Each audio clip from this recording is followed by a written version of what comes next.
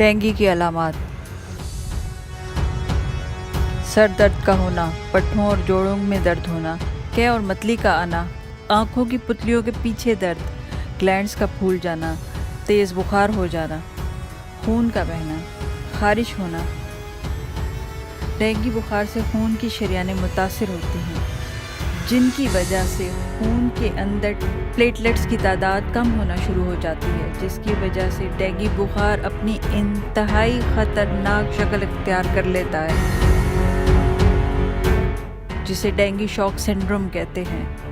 Dengue shock syndrome की अलामात: पेट में शदीद दर्द होती है, मुसलसल कै आती है, मसूड़ों और नाक से खून भी बहता है, पेशाब और पखाने में भी खून आता है, सांस लेने में बहुत दुश्वारी होती है, थकावट तारी रहती है, बेचैनी और इज़्तिराबी कैफियत होती है, खारिश होती है और गनूद की तारी रहती है।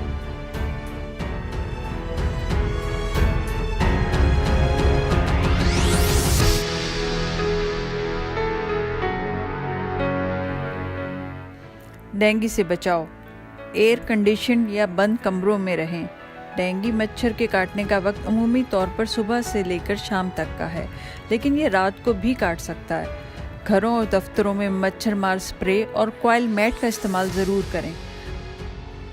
सूरज निकलने और ग़ुरूब होने के वक्त लंबी आस्तीन वाली कमीज़ का इस्तेमाल ज़रूर करें।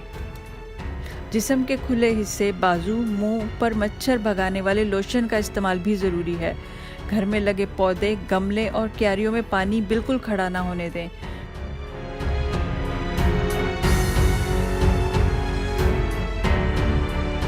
घर के इर्द गिर्द माहौल को बहुत साफ रखें।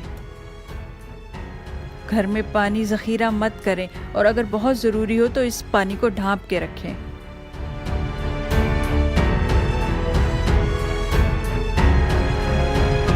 डेंगू बुखार का इलाज: इस मर्ज से बचने के लिए कोई वैक्सीन मौजूद नहीं है।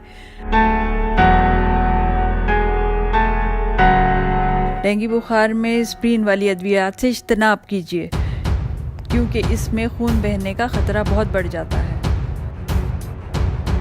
मुकम्मल आराम कीजिए। अगर 24 घंटों में बुखार की शिद्दत में कमी ना हो तो फौरी तौर पर करीबी अस्पताल में चेकअप करवाएं।